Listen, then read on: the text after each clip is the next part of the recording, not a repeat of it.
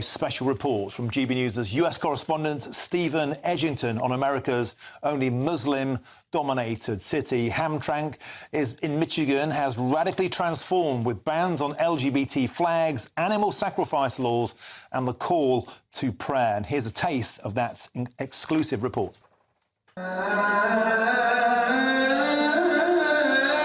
Islam is America's last hope. What happens when Muslims take over an American city? Everywhere where these radical Islamists have touched, what you get is chaos. You get violence. You get the subjugation of women. So you don't think there's any issue in getting a 7-year-old to wear that kind of dress? I don't think it's really a bad thing. It's an astonishing piece of journalism. I'm delighted to be joined now by Stephen Edgington, who put that together for GB News. Steve, welcome to the show. I watched this last night. My jaw was on the floor when I watched it. Please tell us about this town and how it's radically changed in such a short period of time. In 2021, Hamtramck in Michigan elected a fully Muslim council, the first in the United States. Also, they have a Muslim mayor.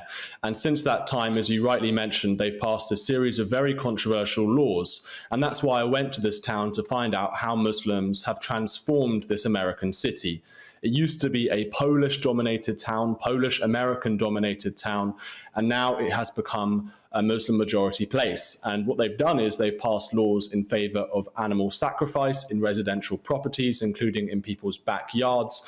One person we talked to found a goat carcass in her rubbish bin one day randomly. Furthermore, they have introduced a ban on LGBT flags flying from government buildings, which has angered many of the local liberal left-wing population who say that LGBT people no longer feel safe in Hamtramck.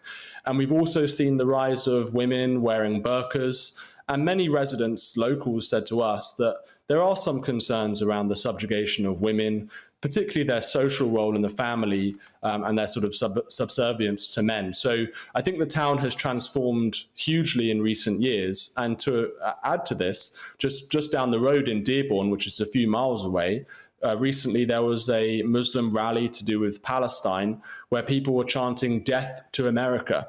So some very controversial issues going on in America at the moment. It's not just in the UK. There's been a huge amount of immigration from Muslim countries to the US as well.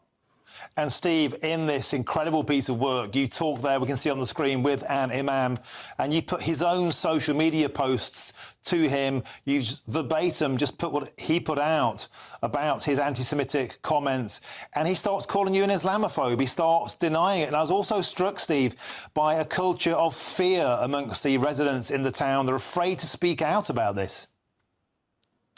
I think that's probably right.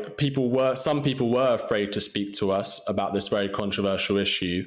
I did interview various imams, and as you say, I quoted some of their tweets and so on.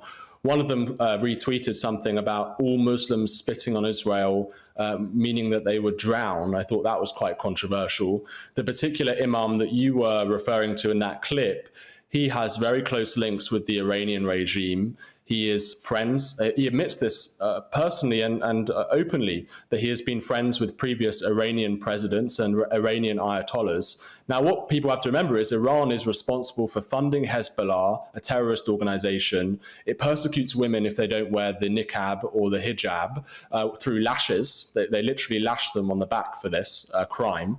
And they're also responsible for locking up political prisoners and for torturing prisoners. So for this man to openly admit that he is friends with the Ayatollahs, friends with these presidents, I think is very controversial. And it just shows how radical Islam is spreading across the United States. And it's a real concern. Now, Steve, you're doing fabulous work out in America. Please tell us, where can GB News find this documentary to watch? They can go to the GB News YouTube channel and they can see it there. They can watch the full thing, 35 minutes long. It's great stuff. Steve Edgington, American correspondent for GB News, thank you very much for joining us. Fantastic stuff. Thank you very much.